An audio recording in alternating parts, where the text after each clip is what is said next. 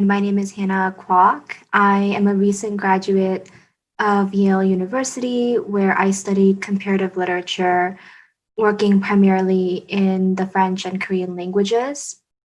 I wrote my undergraduate thesis on representations of writing in colonial period Korean literature, and now I am pursuing my doctorate degree at NYU, continuing my interest in modern Korean literature and history, and more specifically, I've been interested in representations of time in both literature and history as two types of textual discourses. The first is a definition of comparative literature as found in departmental websites, which usually describe the field as the study of literature across linguistic, national, and disciplinary boundaries. And the way that the discipline defines itself is usually against the parochialism of a national literary canon. So, by contrast, comparative literature concerns itself with the cross cultural, working with several different literary traditions. And I'm putting different in quotation marks because, of course, by bringing them under study, we are challenging those very boundaries that would traditionally separate the different traditions, right? But I think that there's also another answer to your question, which concerns itself with comparative literature's institutional history, because what the discipline of comparative literature purports to be is not always aligned with what it has been.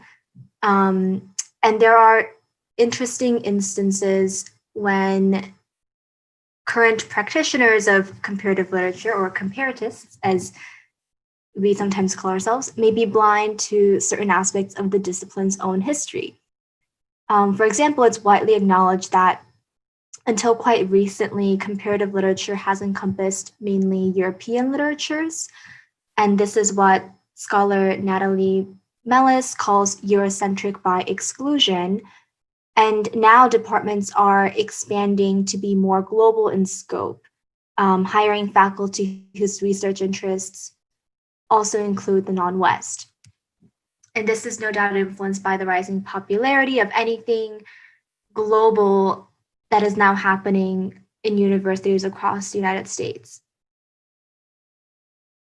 What's interesting about a discipline that claims to be without borders is that it's been historically, quite Eurocentric, and I don't think that students who are initially attracted to the ethos of inclusiveness that comparative literature seems to promise realize how Eurocentric the discipline still is.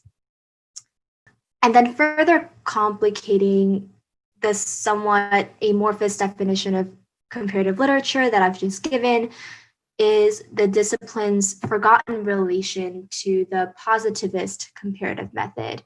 And here I'm quoting from Natalie Mellis, again, whose monograph provides an excellent account of comparative literature's institutional history. And this is something that is not really acknowledged by current practitioners today. You wouldn't find this in departmental websites, for example, but the positivist comparative method, borrowing concepts from the natural sciences, did concern itself with non-Western literatures and cultures, only to bring into order all of the world's cultures in an evolutionary hierarchy. And unsurprisingly, European literature was placed at the forefront of human development. So this Mellis calls Eurocentric by discrimination. And I think understanding and remembering this linkage between Complet as we have it today and this positivist comparative method is important because it demonstrates quite perfectly how flawed the model of inclusion is. So just bringing in more and more objects of comparison like to the table per se is not necessarily enough to challenge Eurocentrism. Your question, why is comparative literature important, is really asking why is comparison important, and that can be a difficult question to answer, partly because comparison carries as many pitfalls as it does potential for positive transformation.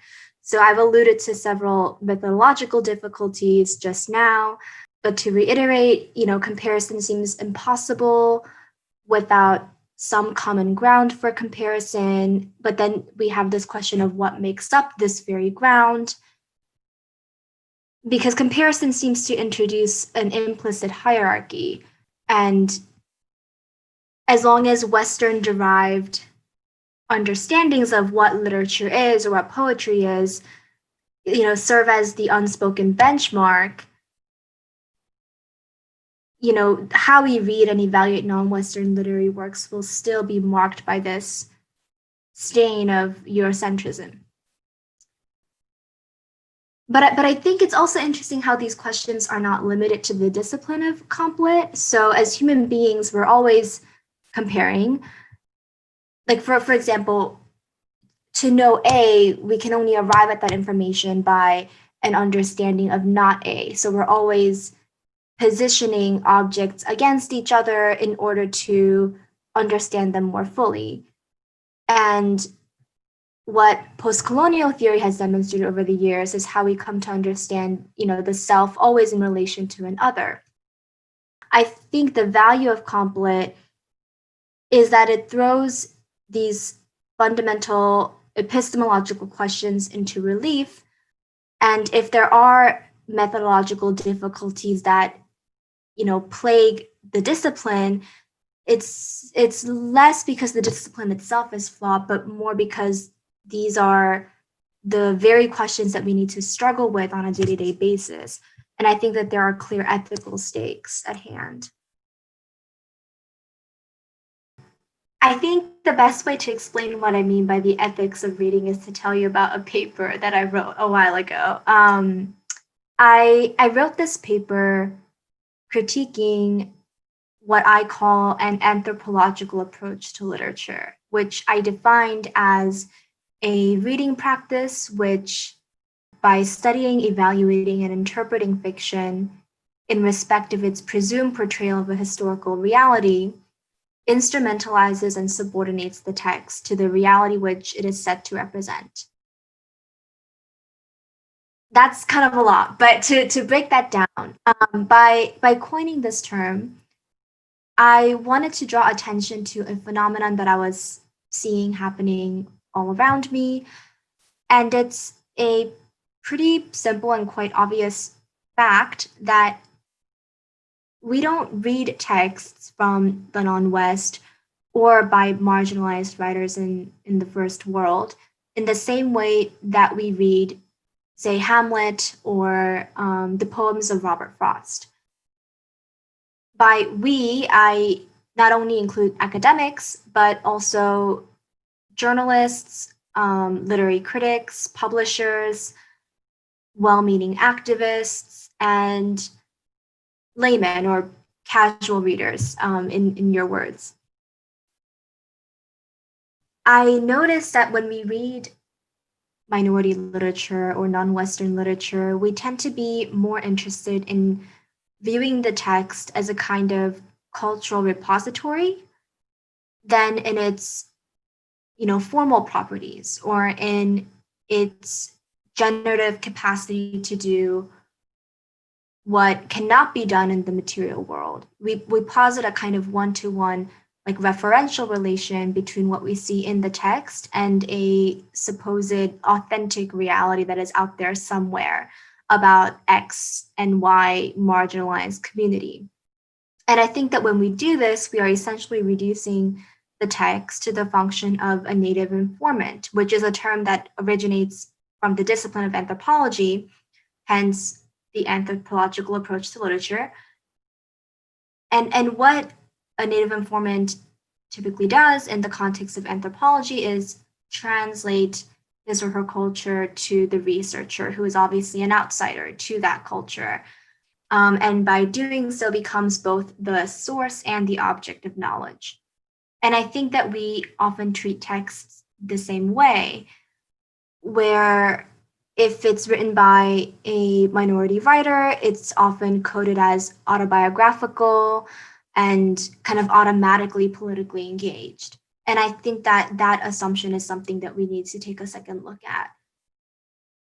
And I guess at the heart of this phenomenon, if you look at it cynically, is there's a market for books that introduce relevant social issues in an easily digestible narrative format, or books that introduce the uneducated or ignorant layman to a historical time period that is not typically talked about. I mean, Pachinko is like the obvious example that comes to mind because it seemed like when it was getting really popular on Goodreads, like all of the comments were saying some version of how educational it was, how it taught them about the dynamic between Koreans and Japanese, or how they, as in the commenter, were previously ignorant of the historical context in which the book is set. And the book kind of educated them on that history. And that's not to say that, if a book is informative in any way, it automatically detracts from its literary merits or in the artistry of its language. But I do get quite skeptical when I see or hear comments like that. And it makes me think of, who does this literary work serve? Because I suspect that more often than not, we tend to reward books that edify or educate the ignorant, like majority mind. Like books have currency, and they derive a value from the context in which they originate. And oftentimes the reason why there is value in, say, like an account of the ghettos that like civilize its inhabitants is because those inhabitants were dehumanized in the first place by like the very media that would now jump on a book that like humanizes them, right? So like that, in that sense, reading and how we evaluate fiction is, it carries an ethical dimension.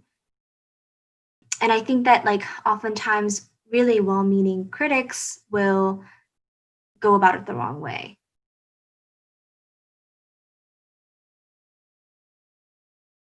It's funny because words like international or transnational or intercultural or transcultural, they approximate the feeling of like not quite fitting into any one category, but it can only do so by referring to existing categories and saying that you are transcending them. Yeah, it's a way in which the very language and the conceptual categories by which we describe these feelings and these states are still beholden to the very categories that we are trying to overcome. Like how can you have an understanding of the transnational without starting from the national and then kind of transcending that or overcoming that? That seems to be the step that is being mentally taken. And it would be interesting to think of alternatives to that. Yeah, and I think at the heart of your conundrum is, to what extent do we presume the other? Because I think for you as a transnational adoptee, like Korean culture was a kind of other. Um, like to what extent do we presume the other to be knowable or graspable? And I think that knowledge production claims to do so much.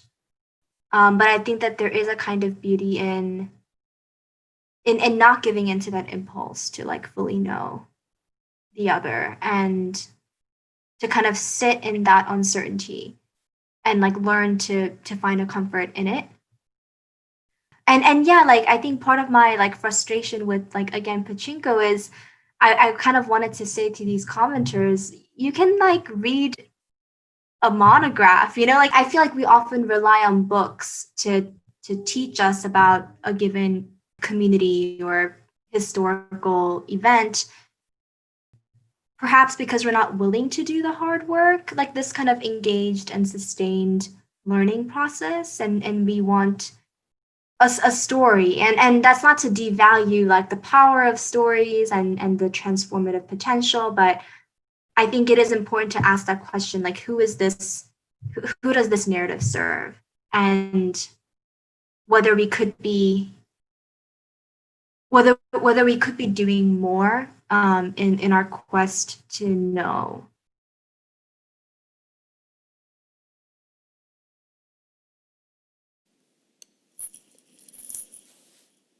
I like sugar. Okay, I like sugar. I have survived many wretched claws and metal tools pulling my mouth open, without any remorse, to plug those relentless holes digging down into my teeth. Now, I do have sensitive teeth, and I have had my fair share of orthodontia, but 17 cavities and 2 crowns.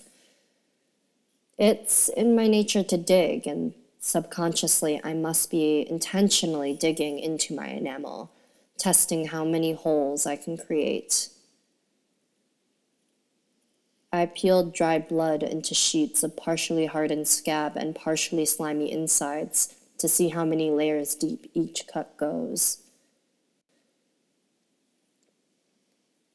And I have trouble parting with shirts with holes. I exhale deeply as the gap enlarges with each wash. A canvas of skin eats the fabric. There are facts that make this story, but the story is a distilled iteration. There is error and assumption to this story, but this story is truthful. My emotion is fluid, but here, in this time, it is set in and woven through the pieces of this performance. Shaping watering, fleeting moments, I may fumble and struggle to appropriately narrate this very true and somewhat factual story.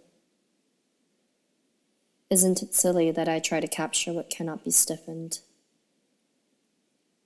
It evades further and doubt darkens, snuffing out my clench on this truth.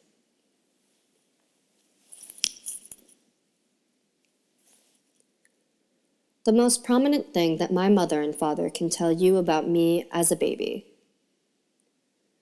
Your cry was loud. I could not recall a clear, formulated memory of childhood, much less of anything in those early years in Victor, New York, a place where yards are stretched to old maples and pines, and properties are nestled between sprawling fields of corn and cows. When we would order Chinese takeout from Rainbow Walk, or when we would find ourselves gorging on the feasts of King Buffet, I felt at home and seen. Seen and then suddenly bare, exposed. It was a big deal when the area's popular mall upgraded one of its restaurants to a P.F. Chang's. You see, my grandparents loved the lettuce wraps. You could consider this elevated food in town. This is a town where kindness and ignorance have a happy, ongoing relationship, its steadiness and unchanging, and scoffs at those who disrupt the feel-good sentiment of righteousness.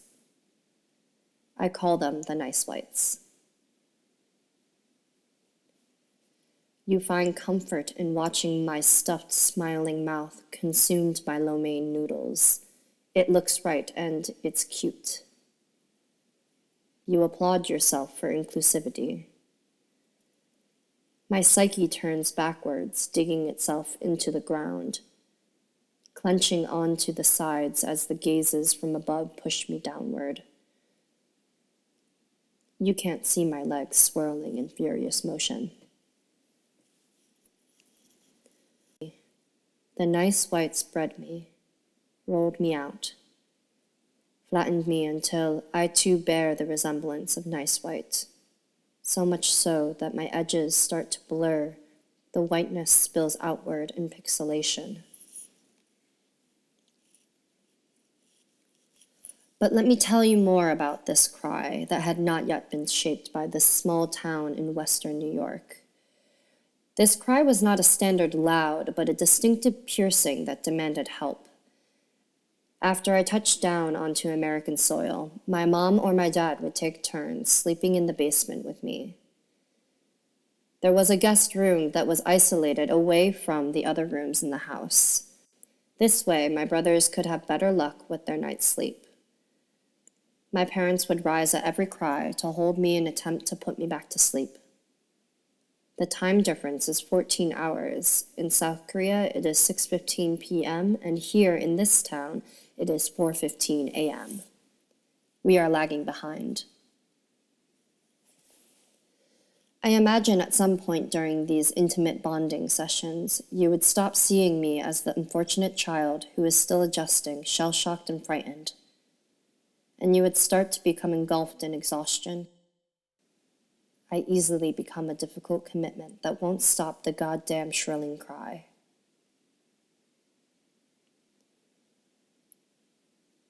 Did you ever hesitate? Was it easy for you to forget what brought me here? I am exhausted.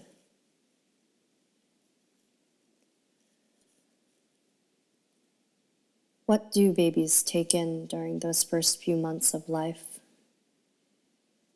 How do the tidbits of sensations catalog and compound?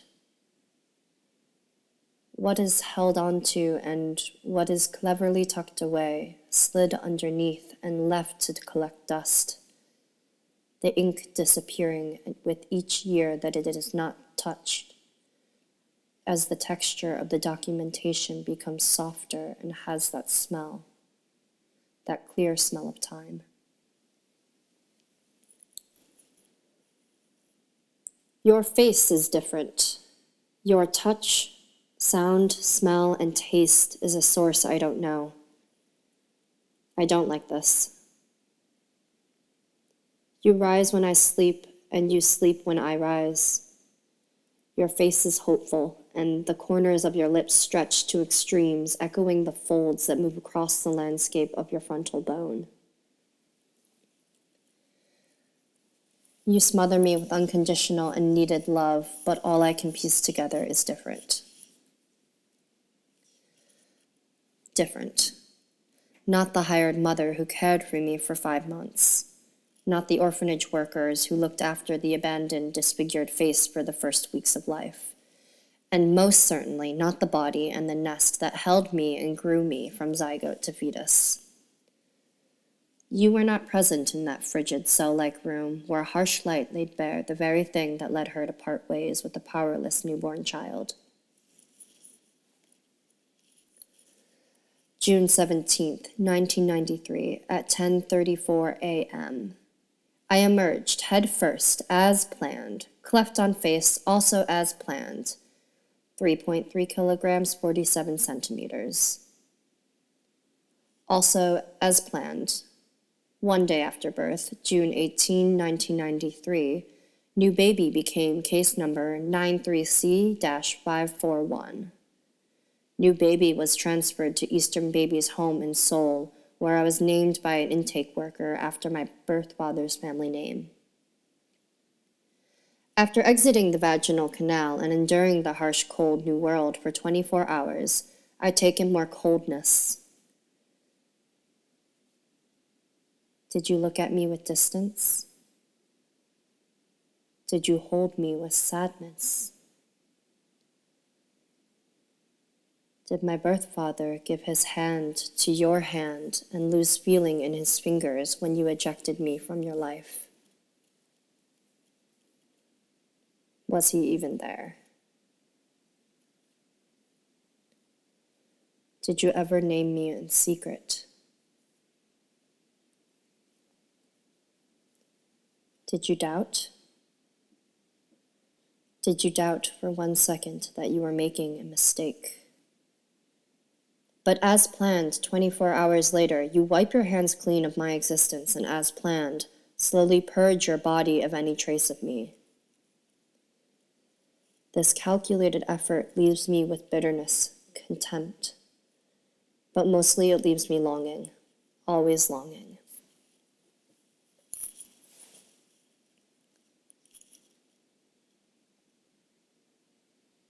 I have many questions. 엄마라고 부르기에는 너무나 부족한 사람 질문. This was translated to a woman too short to be called a mother. But a nice Korean lady who likely took pity on my description revised this translation to a person with too many flaws or limitations to call themselves your mom.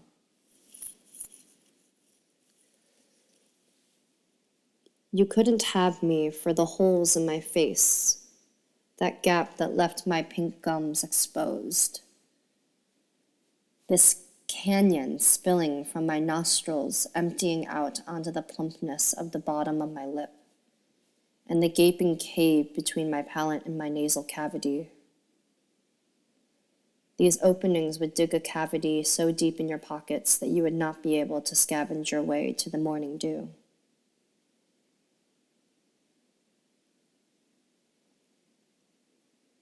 Were you disgusted by these gaps, these holes that leave a face unwhole?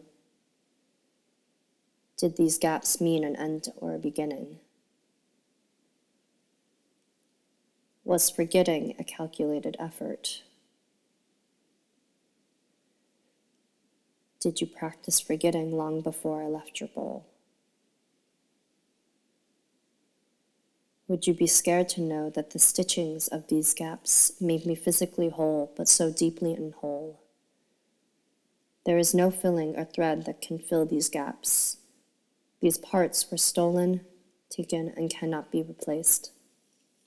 The lines between my lip and nostrils are the shit stain on the white tablecloth, a daily reminder that it was better to gamble away my body than the effort of finding the morning dew.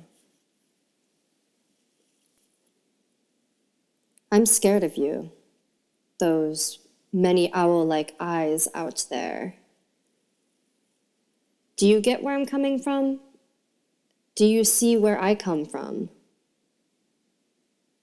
Your sympathies are pounding, pulsating with unsettled, unknowing guilt. Where do you tuck away this awkward pity that loudly and uncomfortably reverberates between warm bodies? Have I become smaller in your eyes, shrunken with admission?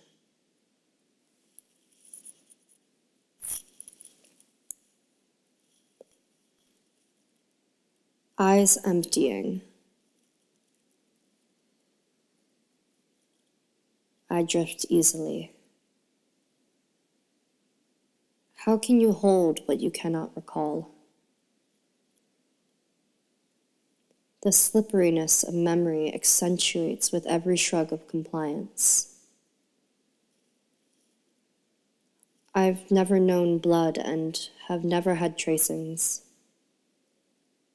To have fragments passed down in each new body. I can't see the traits from your face and mine. You are foreign to me. I want to touch the outlines and the landscape of your bones, the valleys, the dark spots, the bumps. What parts will get bumpier when I age? Do you think I'm beautiful? Or do you not see me? Do you not see yourself in me? Am I this hollow vessel that's connected by paperwork and signatures? Without this paperwork, would you see yourself in me? Have I been too poked, too prodded with? Have I been too dismembered? Have I sucked everyone's bullshit too much? Have I been a whipped dog? Has this submissiveness made me unrecognizable? Are you offended by my vocalness? Was forgetting a calculated effort?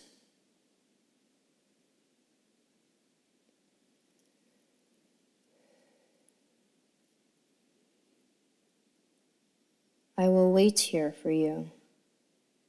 My gaze will empty.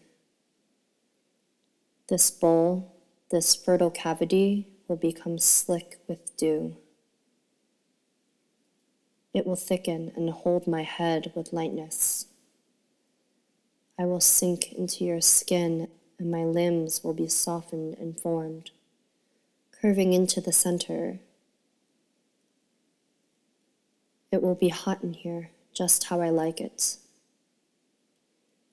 Let me take in your food and drink. Let the turning of my body press gently on your diaphragm. Let my coos reverberate up your esophagus. It will ring in your ears and it will be an unfamiliar sound.